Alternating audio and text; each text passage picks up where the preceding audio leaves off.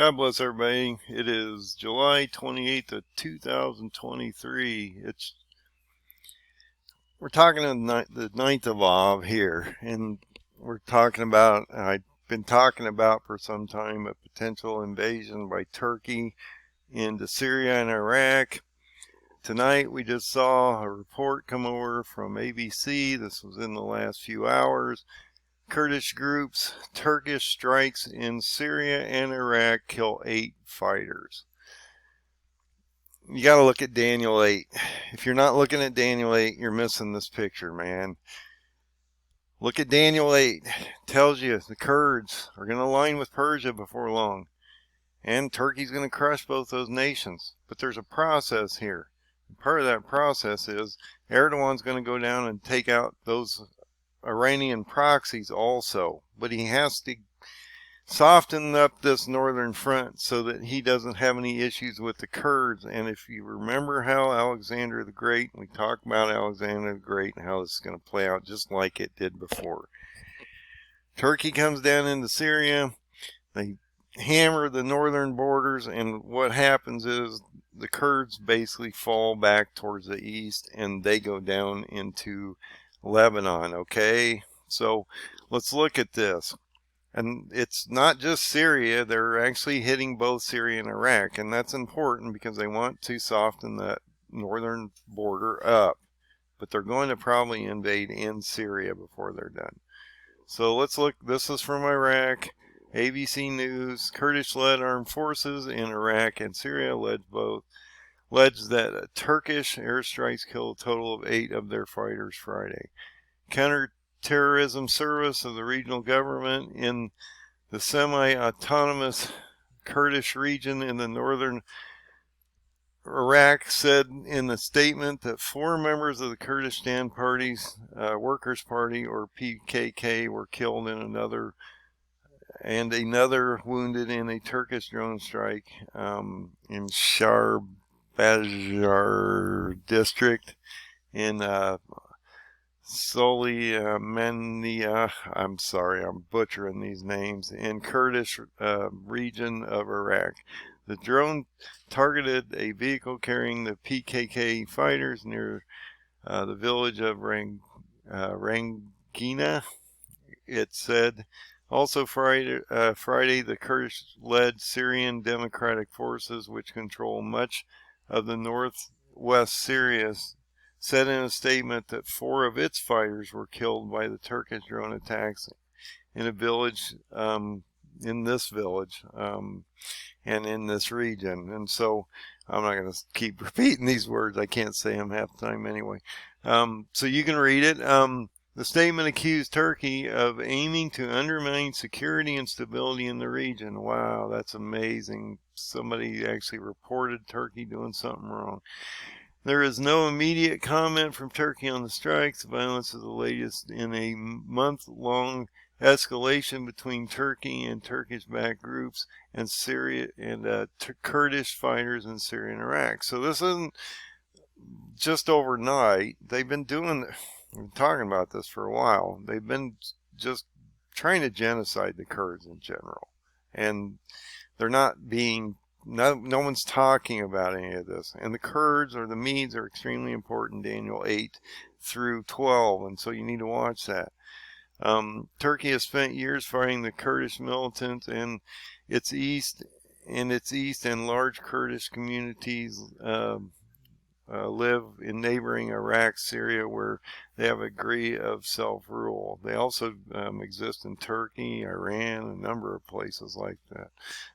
Turkey considers the main Kurdish militia in the northern Syria an ally of the outlaw PKK. PKK has for decades waged an insurgency within Turkey. Turkish strikes in northern Iraq have been a sore point with the Iraqi government, which has condemned them as a violation of its sovereignty.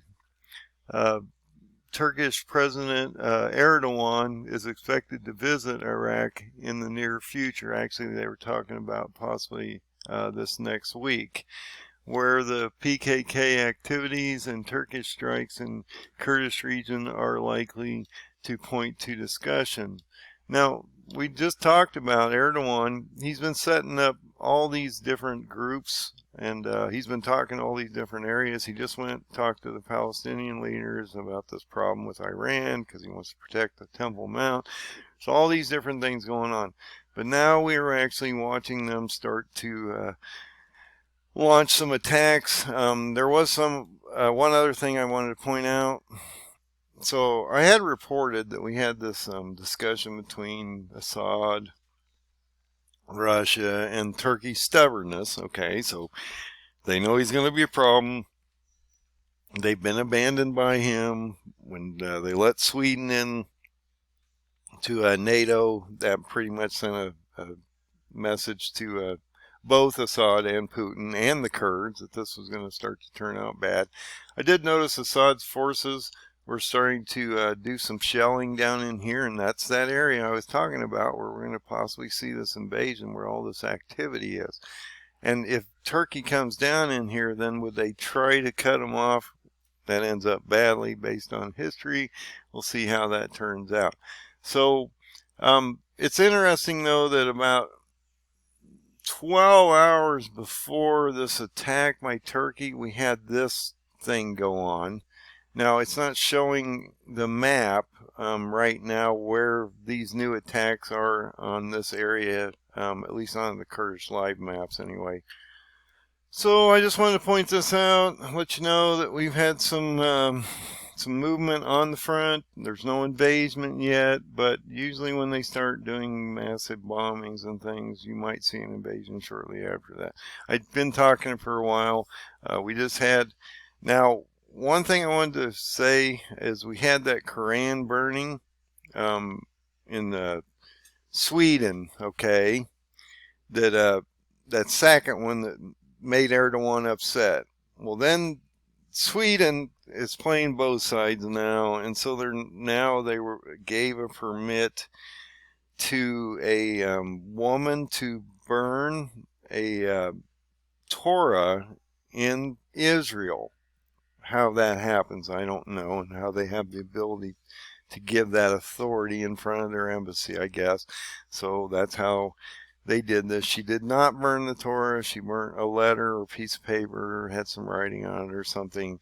But I did notice that in Sweden they're lining up to burn religious books. And I think I posted that article. And so, you know, when they give all these permits out and they're burning Korans, Torahs, probably Bibles, whatever holy book they basically want to burn today, because they, you know, they're playing both sides of the fence here. So just be aware of that also. This is where a lot of this aggression from Turkey's coming from, is Sweden, and so we need to watch that. And Sweden is really, you know, playing some really dumb cards here. So we'll see how all that plays out. But I do believe this Daniel 8 thing is getting ready to break out. The key will be to watch Turkey and see whether they actually do an invasion here. So God bless everybody. Have a great night. Have a great weekend. Find the open door. Find Jesus. That time is extremely short. If you know my paradigm, you know September, October, especially in October, is an extremely high point of anxiety for myself. So God bless. Have a great night.